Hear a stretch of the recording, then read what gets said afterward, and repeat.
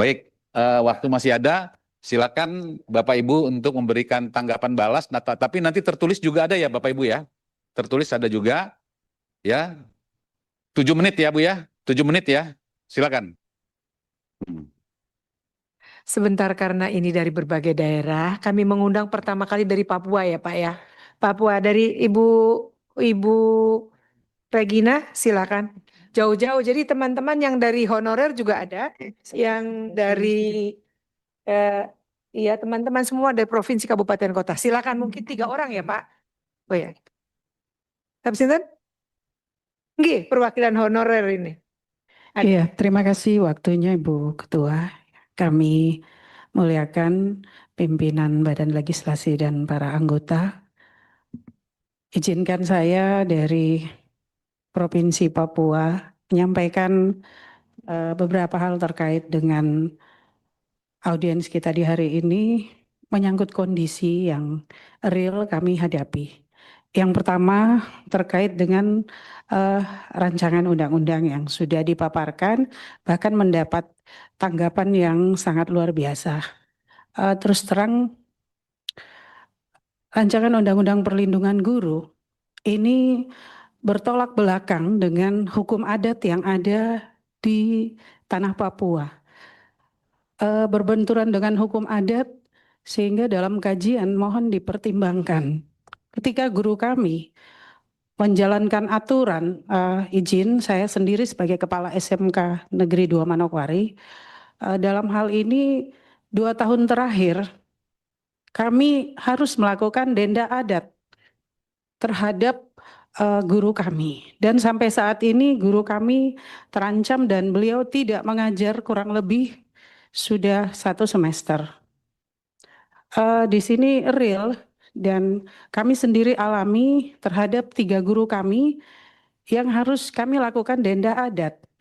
Jadi Undang-Undang Perlindungan Anak maupun Undang-Undang Sisdiknas ini sangat bertolak belakang dengan posisi kami sebagai guru di tanah Papua. Tidak dibedakan guru dalam status OAP atau orang asli Papua dan lain sebagainya.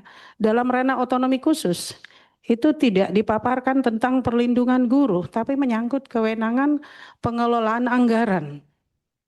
Sehingga pada forum ini kami bersyukur boleh diundang ke sini untuk menyampaikan bahwa ketika peraturan sekolah dijalankan, contoh ya Bapak Ibu, seorang anak laki-laki kalau disuruh potong rambut, dalam hal ini anak kepala suku, itu tidak diperbolehkan karena ada adat yang mengatur. Jadi mau gondrong dan lain sebagainya. Ketika guru kami menegur, ditempeleng, kemudian anaknya ini sambil gigit lidah Pak, lalu terjadi iritasi, dijahit 2 jahitan.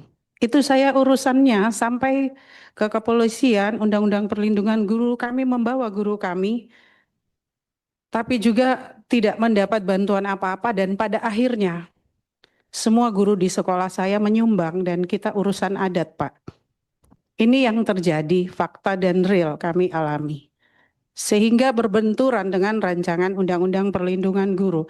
Jadi mohon dikaji kembali khusus ke seantero Tanah Papua, rancangan undang-undang ini juga harus ada keberpihakan terhadap guru yang ada di wilayah otonomi khusus. Sehingga kami juga bisa bebas menjalankan aturan, tapi menjalankan tugas dan kewajiban kami. Itu menyangkut Undang-Undang Perlindungan Guru. Yang berikut menyangkut pengangkatan guru honor paruh waktu. Terus terang Pak, akibat dari regulasi PP 106 tahun 2021 dan Undang-Undang 23 yang dalam implementasinya pengembalian kewenangan SMA SMK ke kabupaten kota setanah Papua. Ini masih terjadi sampai hari ini Pak. Dan kami selaku kepala sekolah mengalami hal itu Pak. Kami dikembalikan ke kabupaten kota tanpa dipertimbangkan dampaknya sampai hari ini. Setanah Papua kewenangan pengelolaan anggaran karena dana otsus kami 30% ada di kabupaten kota. Ya, sehingga dalam penyelenggaraan kami tidak mendapatkan hak yang seperti ada di dalam regulasi otonomi khusus. Jadi untuk kewenangan pengembalian SMA SMK yang berada di kabupaten kota setanah Papua, ini juga kami mohon bisa ditinjau kembali dan dikembalikan ke kewenangannya ke provinsi. Berdasarkan hasil rapat kerja para bupati dan gubernur setanah Papua di Nabire pada tahun 2025 sudah disepakati untuk berproses, Pak. Namun sampai hari ini kami masih menanti lewat wadah PGRI, MKKS, bahkan wadah guru lainnya yang terbentuk di daerah untuk pengembalian kewenangan, Pak. Sehingga semua aturan, semua perundang-undangan yang berlaku boleh juga berlaku adil bagi kami yang ada di tanah Papua, Pak. Sebab yang berada dan berdiri untuk anak-anak di tanah kami bukan kami. Dalam catatan tadi ya sudah dipaparkan perekrutan guru dan lain sebagainya. Sebagian besar orang asli Papua tidak memilih menjadi guru. Ini menjadi catatan penting ke depan dalam perekrutan dan pengangkatan guru P3K. Sangat riskan, Pak. Guru kami hanya sedikit saja yang diangkat oleh program P3K dalam catatan menghapus istilah guru honor. Itu tidak terwakili di kami, Pak. Sehingga banyak guru kami, Pak, yang masih kami gaji, diam-diam kami tarik dari orang tua. Bahkan terhitung mulai tanggal 1 Januari 2026, bagi kepala sekolah yang berani menarik pungutan lewat komite berupa sumbangan sukarela, ini terancam diputus dari jabatannya. Ya, jadi ini sementara gejolak yang terjadi dan kondisi. Saya mohon maaf Pak, saya selaku Ketua MKKS SMK Provinsi Papua Barat, kami mengadakan rakor dan berulang-ulang ketika kami menggunakan seragam PGRI, ini kami dianggap melawan pemerintah kalau di tempat kami. Sehingga di hari ini bersyukur doa kami dijawab. Ada beberapa catatan penting yang sudah kami kemukakan, semoga bisa direspon dan apabila ada kunjungan khususnya dari Badan Legislasi ke wilayah kami, dengan senang hati kami sangat menerima dan akan memfasilitasi. Terima kasih, demikian Ibu Ketua dari kami, waktu kami kembalikan. Ya, sebelum ke yang lain Bu, sebentar Prof ya. Jadi sebenarnya tentang hukum adat itu bukan, jadi kita sekarang ini memang sedang mengurus rancangan undang-undang masyarakat adat. Adat itu memang ada di dalamnya kandungan aturan, ya. Tetapi bukan berarti ada pengaturan yang sehingga menghambat atau bertentangan dengan peraturan lain. Nah ini jadi memang kan dalam melaksanakan tugas, guru itu juga betul-betul memperhatikan sudut pandang terkait dengan moral. Kalau berbicara moral, maka kita bicara adab. Bicara adab berarti kultur, kultur berarti adat. Nah, ya, hal ini mungkin menjadi perhatian juga Bu, tetapi nanti secara spesifikasi itu hal yang berbeda terkait dengan perlindungan guru dengan apa namanya adat ya keberlakuan adat yang ada. Saya kira bukan sebuah tantangan bahwa adanya adat yang berlaku di setiap lingkungan yang kemudian tugas guru menjadi sebuah hambatan. Tapi saya kira ini perlu satu komunikasi dua arah ya, tetapi nanti kita akan lihat lebih spesifik lagi tentang aturan hukum. Tapi sekali lagi yang mau saya katakan bahwa bukan merupakan sebuah hambatan terkait dengan masyarakat karena kita lagi sedang memperjuangkan pembuatan rancangan undang-undang masyarakat adat, bukan masyarakat hukum adat. Kalau berbicara masyarakat hukum adat, maka yang difikirkan nanti bicara aturan lagi, Pak. Nanti akan bertabrakan lagi. Ya, karena tidak ada lagi hukum yang ada sekarang, hukum adat sudah diadopsi menjadi hukum positif di Indonesia ini. Begitu. Silakan Prof, dilanjut Prof. Izin jadi satu dari kabupaten dan satu dari honorer, jadi provinsi kabupaten honorer. Kami persilakan Pak Hamdani dari Kabupaten Bekasi. Dan nanti Ibu Guru honorer ya yang mewakili semua sehingga terwakili semua. Terima kasih Ibu Ketua Umum. Assalamualaikum warahmatullahi wabarakatuh. Saya Hamdani, Ketua PGRI Kabupaten Bekasi.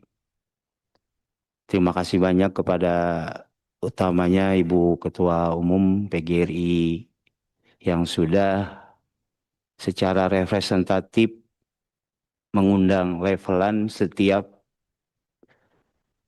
jenjang PGRI dari pengurus besar sampai dengan pengurus kabupaten. Terima kasih Ibu Ketum. Yang saya hormati Badan Legislasi DPR RI yang tidak bisa saya sebutkan satu persatu, tapi tidak mengurangi rasa hormat saya. Dua kata yang akan saya sampaikan pertama, Badan Legislasi DPR RI ternyata sayang sama guru.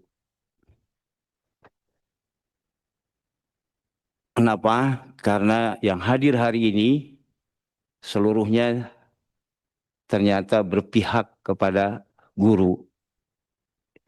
Orang-orang yang tidak berpihak kepada guru ternyata orang-orang yang tidak paham betapa jasa guru itu sudah mampu menghantarkan pada posisi masing-masing kalau kita dengar tadi cerita dari seluruhnya. Ada beberapa hal yang perlu kami sampaikan masalah di kabupaten, hampir mirip dengan yang ada di provinsi. Sebagai sampling, mungkin yang paling terdekat adalah Kabupaten Bekasi. Saya khusus bicara tentang honorer dulu. Honorer di Kabupaten Bekasi ini bisa dijadikan sampling. Ternyata apa yang sudah disampaikan oleh teman saya, yang tadi sudah disampaikan oleh Pak Sumardiansah, bahwa carut-marut pengelolaan guru itu dirasakan oleh kami. Ada hampir 265, kami punya datanya, yang terancam dirumahkan. Kenapa? Karena mereka itu terbentur oleh sebuah regulasi dan tidak banyak yang terinfokan gitu secara representatif. Misalnya saja, mereka banyak yang tidak masuk ke data Dapodik. Bukan karena mereka itu baru mengabdi gitu, tetapi karena mereka tidak terinfokan. Ada beberapa regulasi yang mengatur yang tapi cukup menurut keyakinan saya itu merugikan. Yaitu mereka yang masuk Dapodik serendah-rendahnya harus mendapatkan surat perintah atau surat tugas dari kepala dinas. Sedangkan banyak para kepala dinas yang tidak berani mengeluarkan surat perintah, padahal itu karcis atau untuk masuk supaya mereka ini di tiket supaya masuk di Dapodik. Yang kedua, saya miris Bapak Ibu, ketika penyebutan honorer itu hanya untuk guru. Makanya saya sepakat ada beberapa tokoh di Indonesia yang menyebutkan, kok kenapa kalau TNI tidak ada honorer? Polri tidak ada honorer.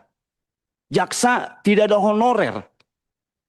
Hakim tidak ada honorer. DPR nggak ada honorer juga kan Ibu? Tapi kenapa giliran guru kok ada honorer gitu? Ini mungkin karena ikatan regulasinya yang kurang. Yang seperti dari dikatakan oleh Boseli, makasih Bu. Ibu ingat bahwasanya guru itu tidak ada guru yang di bawah naungan Diknas saja. Tetapi ada di Depag. Solusinya cuma satu. Bikin badan guru nasional. Sehingga tidak akan terklaster itu penyelesaiannya. Yang ini punyanya Kemenag, yang ini punyanya Kemendikdas, dan sebutan lain. Oleh karena itu, mohon ini digolkan gitu. Badan guru nasional ini untuk, yaitu tadi, agar tidak terpecah-pecah di dalam memanajenya. Ini mumpung ketemu Bu, saya mau menyampaikan suara dari bawah juga terkait dengan tunjangan profesi guru yang sekarang sudah dikelola langsung oleh pusat gitu. Ini mungkin sering diutarakan oleh Ibu Ketua kami gitu, betapa administrasi ini perlu disederhanakan. Jadi kami itu guru itu ditandainya masih hidup atau tidak itu melalui TPG dengan cara yaitu tadi guru-guru kalau mau TPG-nya cair itu harus lihat dulu di info GTK. Ditanyain dulu operatornya, divalidasi dulu. Kalau memang mereka cocok baru dikeluarkan. Itu kan sama juga bilang, "Hei guru, masih hidup ya?" gitu. Kalau yang kayak gitu.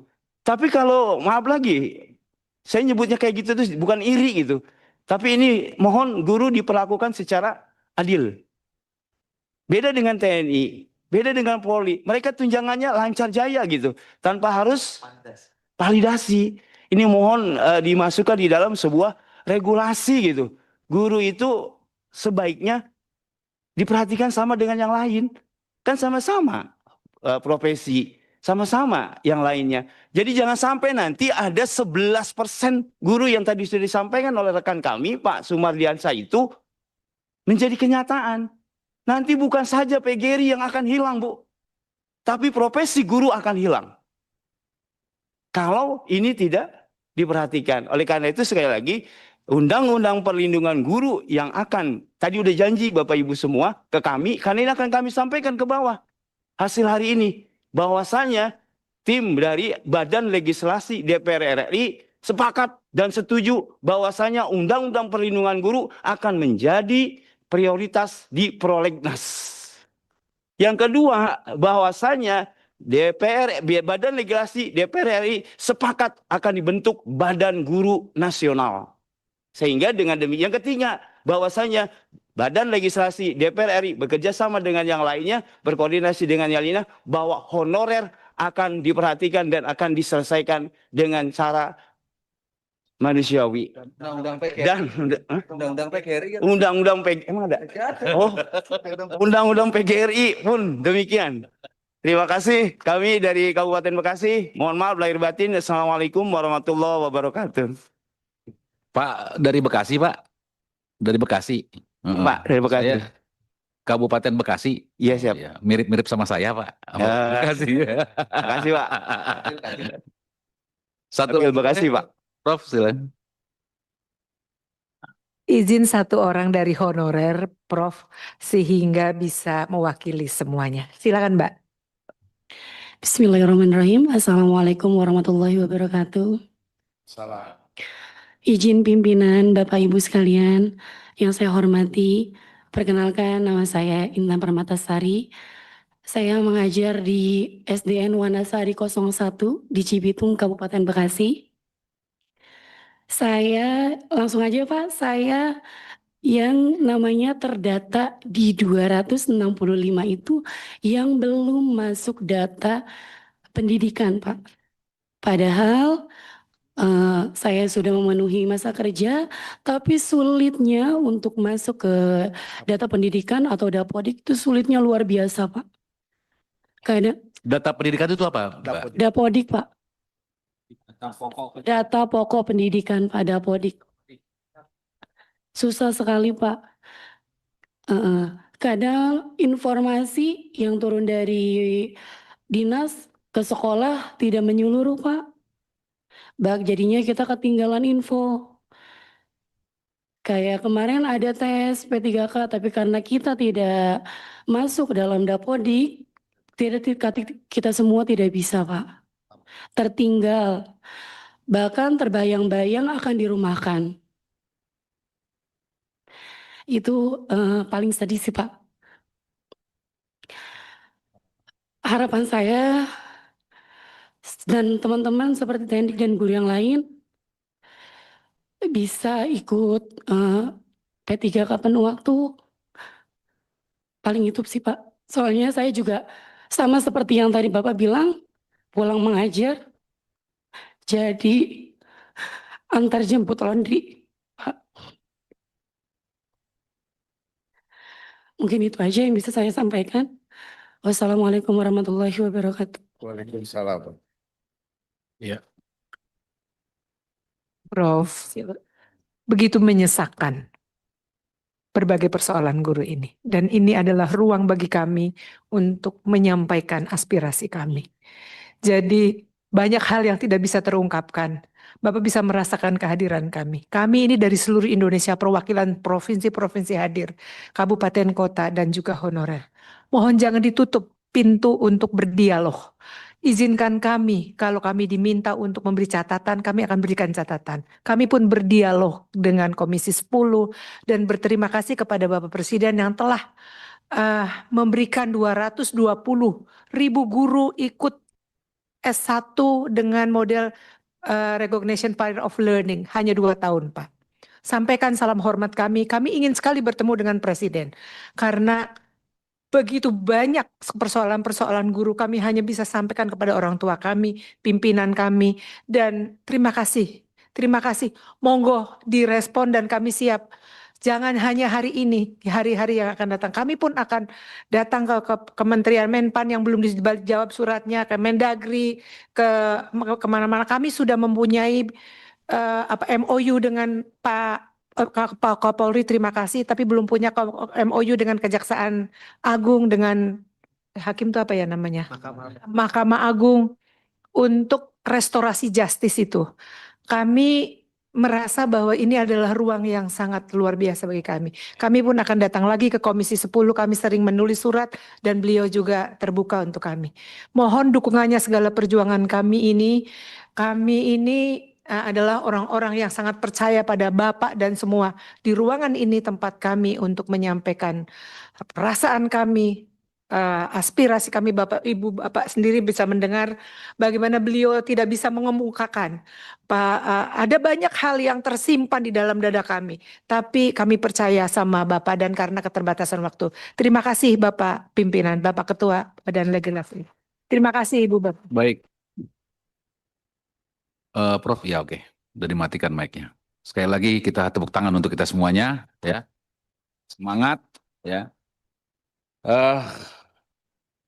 Produk hukum yang kemudian berangkat daripada peristiwa politik yang mengacu kepada sebuah kebijakan baru, adanya akibat dari pergeseran-pergeseran, seperti peristiwa antara guru dengan siswa, dan peristiwa tentang kesejahteraan, peristiwa tentang honorer dan sebagainya, itu akan menyebabkan satu adopsi kebijakan baru, dan itu menjadi produk hukum, itulah yang disebut dengan politik hukum. Nah, untuk mencapai kepada politik hukum atau produk hukum sebagaimana yang diharapkan, diperlukan kecerdasan spiritual, kecerdasan emosional, dan tentunya pantang mundur. Nah, saya pikir ini tidak serta melulu mengandalkan daripada perlindungan kiri kanan, tetapi memang perlindungan yang diharapkan timbul dari negara diperlukan suatu perjuangan. Nah, saya harap pada Bapak Ibu sekalian di PGRI jangan pernah surut perjuangan ini. Kami di Balek pun sedang mengadvokasi para guru-guru, ya terutama guru-guru madrasah yang merupakan bagian daripada Persatuan Guru juga, dan saya kira pikirannya sama, ya pikirannya sama. Ada kesejahteraan di dalamnya dan ada perlindungan hukum di dalamnya. Yang paling pasti begini Bapak Ibu sekalian, bahwa pasal 39 ayat 1 sampai dengan ayat 4 itu sudah mencerminkan perlindungan hukum dan juga mencerminkan perlindungan kesejahteraan. Nah, tinggal bagaimana mengaplikasikan dengan KUHP dan KUHP yang baru. Ya, jadi tidak perlu MOU, Bu. Begitu Prof, menurut saya. Wajib dilaksanakan untuk melangkah ke arah keadilan restorasi. Seperti itu. Ya, tapi sekali lagi, undang-undang tentang PGRI maupun Badan Guru Nasional ini menjadi penting untuk menjadi ulasan kita ke depannya. Seperti itu. Ya. Baik, sekali lagi saya ucapkan terima kasih atas kehadiran Bapak Ibu sekalian. Agenda selanjutnya adalah pemberian plakat kepada pengurus besar Persatuan Guru Republik Indonesia. Ya, satu saja diwakili oleh satu pimpinannya. Ya. Namun perkenankan kami untuk menutup rapat ini terlebih dahulu. Setelah itu para narasumber maju ke depan untuk menerima plakat. Demikian rapat audiensi Badan Legislasi pada hari ini telah kita selesaikan. Seluruh masukan pandangan yang telah disampaikan oleh pimpinan anggota Balek dan pengurus besar Persatuan Guru Indonesia. Interupsi dikit. Setelah penyerahan plakat, nanti yang hadir foto bersama dengan beliau. Nah, di sini berdiri semua kita yang ini depan sini. Oke, baik. Baik, terima kasih. Kita akan berfoto, terima plakat kita akan berfoto. Nah, terlebih nanti foto yang paling depan adalah Pak Jenderal Sturman Panjaitan, walaupun baru datang, tapi beliau di depan nanti. Ada di situ. Ya. Baik, semoga Tuhan Yang Maha Esa memberikan kekuatan lahir dan batin kepada kita semua, sehingga kita dapat menjalankan tugas dengan sebaik-baiknya. Sekian dan terima kasih. Bila taufiq wal hidayah, wassalamualaikum warahmatullahi wabarakatuh.